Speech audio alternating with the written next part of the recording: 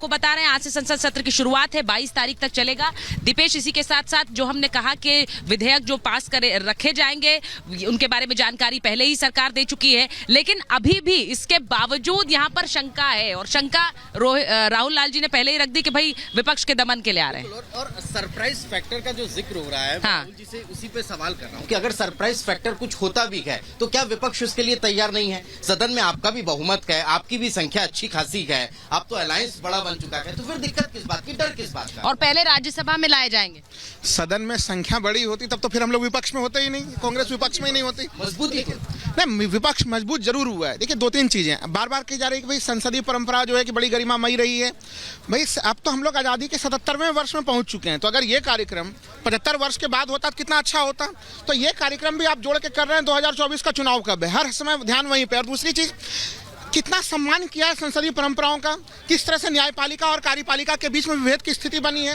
आधारभूत संरचना जो भारतीय न्यायपालिका का, वो ऐसा निर्णायक सिद्धांत है जिसकी पूरे दुनिया भर में राहुल लाल जी, इसी की तो चर्चा करनी है। संसदीय प्रणाली कैसे आगे बढ़ी है उसको लेकर अमृतकाल में यही चर्चा करनी है। और जैसा प्रोफेसर रागी ने कहा कि मिल बैठकर चर्चा करें, तो वो तो जरूरी है ना, मिल बैठकर नहीं, पहले भरोसा ही नहीं है। सुचारता जी, देखिए, मैं वही तो कह रहा हूँ कि जो भारतीय संसदीय प्रणाली है बड़ी गरिमामयी रही है, लेकिन उस गरिमामयी संसदीय प्रणाली के परंपराओं का ना पालन करने की आदत किसको है? भारतीय जनता पार्टी को है। तो आप परंपराओं को तोड़ते हैं। आपको सुप्रीम कोर्ट के ऊपर विश्वास नहीं। अगर सुप्रीम कोर्ट ने तो संविधान का बेसिक स्ट्रक्चर का सिद्धांत केशवानंद भारती केस में दे दिया, तो उसे भी आप स्वीकार करने के लिए तैयार नहीं है। खुद उपराष्ट्रपति से आलोचना करवाते हैं। तो अलग अलग जो संवैधानिक पदधारी लोग हैं, उनका कितना राजनीतिकरण हुआ है इस दौर में? क्या इसके ऊपर स्वतंत्र बात करने के लिए तैयार हैं ये लोग? नहीं, बिल्कुल। मैं रागी जी से कमेंट लेता हूँ, उसके बाद एक पैकेज हम लोग दर्शकों को बताएंगे। रागी जी, राजनीतिक तौर पर इस्तेमाल करने की कोशिश की बात लगातार हो रही है, इसके साथ आप भी कुछ? देखिए, मुझे लगता है कि प्रधानमंत्री कभी भी कोई बात हल्के में नहीं करते हैं। आप 9 साल 10 साल का आप देख लेंगे, संसद में एक भी बयान उनका या एक भी व्यवहार हल्केपन का आपको प्रधानमंत्री में नहीं दिखा है। ये तो तैयारी 2024 की रणनीति पर बात कर रहे हैं। नहीं, दूसरी बात मैं बता रहा हूं, जो कहा जाता है कि केशवानंद भारती केस में सुप्रीम कोर्ट के चीफ जस्टिस ने भी कहा कि भाई केशवानंद भारती केस में जो आधारभूत ढांचा का सिद्धांत दिया गया था वो संविधान का हिस्सा नहीं है।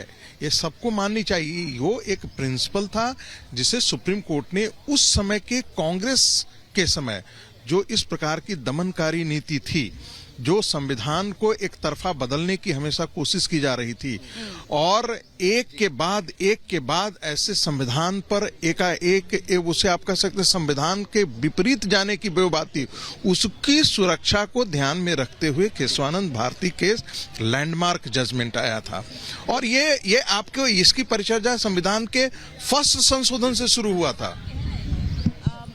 संसद में चर्चा हो और अच्छी तरह से हो, निर्विवाद हो, ऐसा कम देखने को मिलता है, लेकिन कोशिश है। क्योंकि कल जो सर्वदलीय बैठक हुई वो इसी कयास के साथ हुई कि आज ये संसद का जो विशेष सत्र है वो अच्छी तरह से चल पाए, किसी विवाद की भेंट ना चढ़े। उम्मीद ये की जा रही है क्योंकि 5 दिन का ये विशेष सत्र है, और इस विशेष सत्र में क्या कुछ विशेष होगा, क्या कुछ सरप्राइज एलिमेंट होगा, ये रिपोर्ट पहले देख लीजिए।